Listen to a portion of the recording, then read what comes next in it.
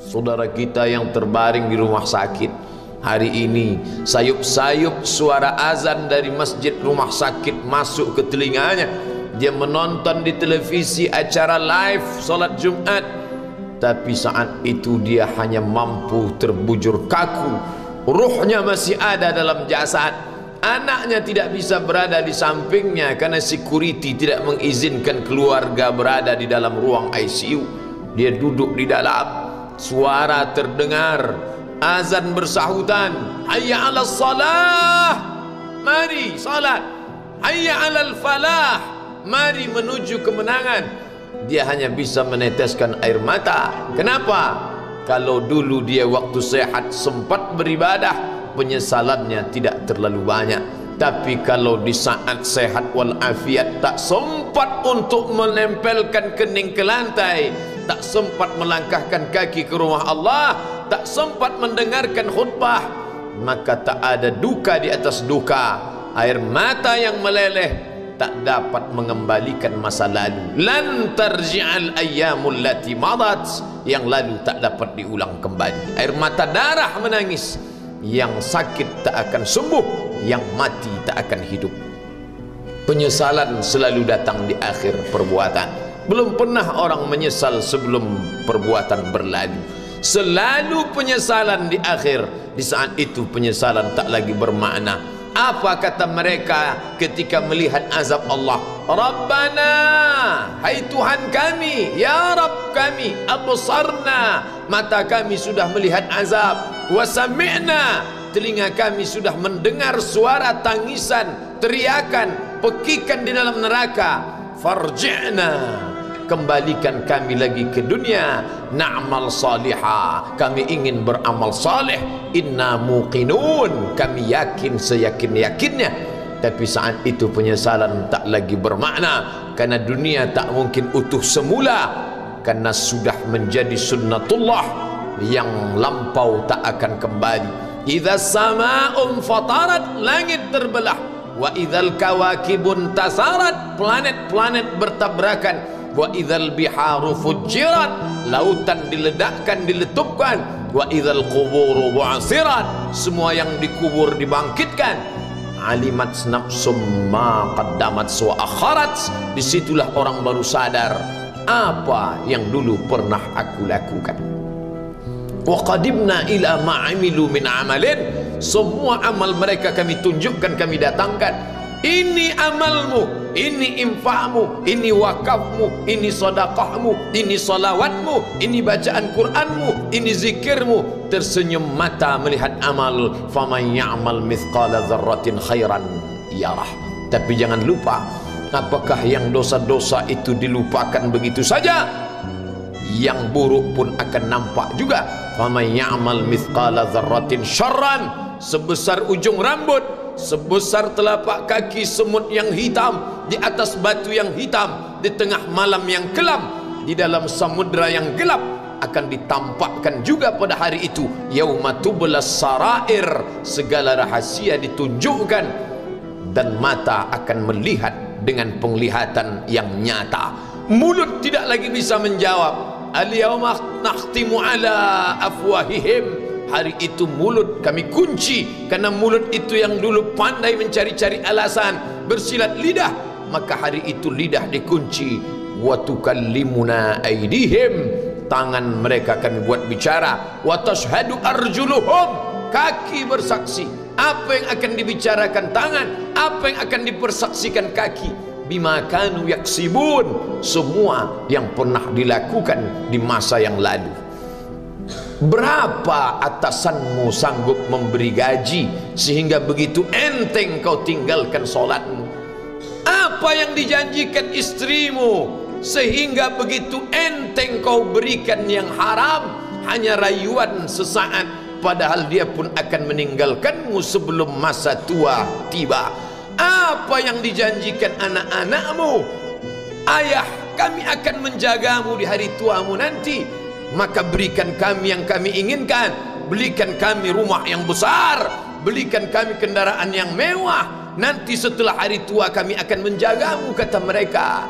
Tapi setelah kita tua, dosa-dosa begitu banyak terkumpul, mereka pun meninggalkan kita di panti jompo yang penuh dengan kesunyian, hening, sepi. Suara cucu tak terdengar menangis karena mereka pun malu mengakui kita sebagai orang tua. Suapkanlah yang haram ke mulut mereka, berikanlah yang batil ke dalam perut mereka. Itu hanya akan menjadi azab di dunia sebelum hari kiamat tiba. Ish ma syi'ta, hiduplah sesuka hatimu. Ish ma syi'ta, apa yang mau kau makan, makanlah. Apa yang akan kau bekerjakan, kerjakanlah.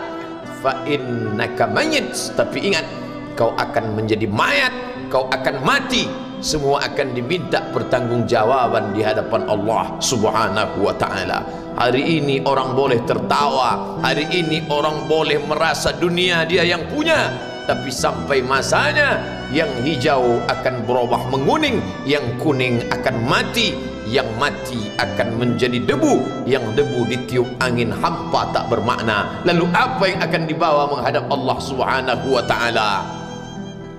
Amal saleh. Kalau pernahlah mulut itu membaca sepotong dua potong ayat sebelum berangkat bekerja, kalau sempatlah masuk ke kamar mandi mengambil air wudhu, solat sunat duha sebelum berangkat bekerja, kalau sempatlah ketika duduk dalam suasana santai membuka iPad lalu dibuka Quran digital sambil melihat beberapa ayat merenungkan maknanya, mengingat mati, kalau sempatlah mulut mengucapkan subhanallah wa bihamdihi subhanallahil azim, kalau sempatlah anak istri dibawa ke masjid iktikaf mendengarkan pengajian, kalau sempatlah beberapa persen dari pendapatan itu dilimpahkan ke rumah anak yatim panti jompo masjid, kalau sempatlah beberapa meter tanah dibeli untuk pembebasan mendirikan rumah Allah, kalau sempat memberikan beberapa karpet untuk rumah yang selalu ditinggalkan, kalau sempatlah membelikan beberapa kilo beras untuk yatim piatu dan panti jompo, itu yang akan menolong di hadapan Allah.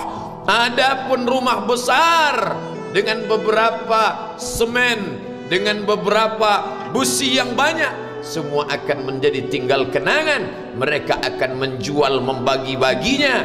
Tanah yang dulu harganya semeter 100.000 sekarang sudah menjadi 5 juta. Mereka akan bagi-bagi itu semua kepada ahli waris. Lalu kita hanya membawa 3 helai kain tipis yang tidak berjahit, dan itu semua menjadi milik orang. Kalau dulu mereka kita didik dengan pendidikan yang baik, di tengah malam mereka bangun menetes air matanya, lalu dia berdoa, Rabbighfirli wa liwalidayya warhamhuma kama rabbayani shaghira, seperti tetesan embun di tengah gurun Sahara yang panas. Kalau sempatlah mereka berdoa, Allahumma ighfir lahu warhamhu wa'afihi wa'fu anhu, maka mengalirlah air yang sejuk ke tenggorokan yang kering. Kalau sempatlah mereka membeli makanan, diundangnya anak yatim, diusapnya kepala, ya Allah, terimalah sedekahku ini untuk almarhum ayahku, almarhumah bundaku. Aku tak dapat membalas budi baik mereka, ya Allah, mereka sudah mendahului aku. Maka akan mengalirlah itu sebagai perlipur lara di tengah alam barzakh sementara kiamat tiba. Tapi kalau mereka hanya dididik dengan keduniawian, dididik dengan kemewahan, disumbat mereka dengan materi, tak pernah diingatkan pada mati. Ketika kita mati, mereka pun juga akan mati perasaan ingatannya. Paling celaka lagi, mereka mengingat kita dengan mengantarkan bunga, mereka mengingat kita dengan pakaian hitam, mereka mengingat kita dengan suara musik, mereka mengingat kita dengan memajang foto kita besar-besar di dalam rumah. Dan itu hanya menjadi penghalang rahmat Allah turun, tidak berkesan sedikit pun. Mereka sedang menyangka kalau dinyanyikanlah lagu kesenangan kita, terobat rindu hatinya. Kalau dipajangnya foto kita, dilingkarkannya karangan bunga, puas rindunya. Padahal itu tidak membuat pengaruh apapun kepada kita di alam barzakh. Maka sayang, buatlah sayang yang mengingatkan sesudah mati.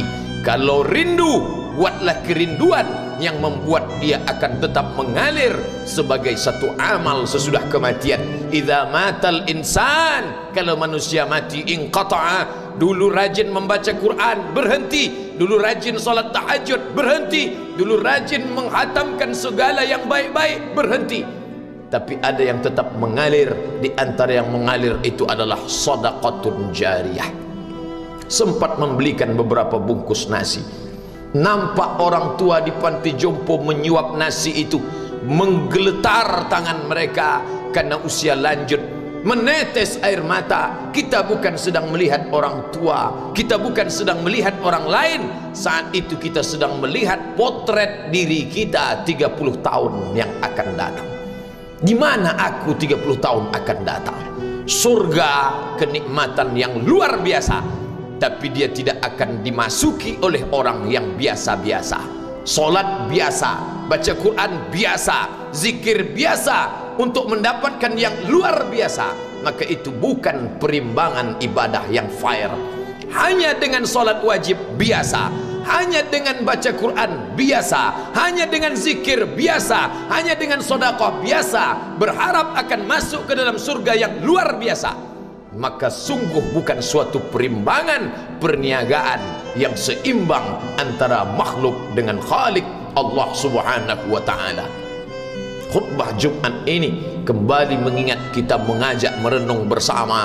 Kita ini mau kemana? Di sini untuk apa? Yang kita bawa menghadap Allah itu apa? Apakah nama, jabatan, kebesaran, harta benda ikut menghadap Allah? Tidak. Dia akan tinggal menjadi puing-puing kenangan. Yang akan dibawa adalah amal saleh. Makanya kita selalu berdoa selesai wudu, Allahumma ja'alni minat tawabin waj'alni minal mutatahhirin. Ditutup dengan waj'alni min ibadikas salihin, karena orang yang saleh lah yang selamat dari kerugian, yang lain rugi. Innal insan, semua manusia lafi khusrin, rugi. Yang kaya rugi, yang punya kuasa rugi, yang ganteng rugi, yang punya anak rugi, yang punya istri rugi.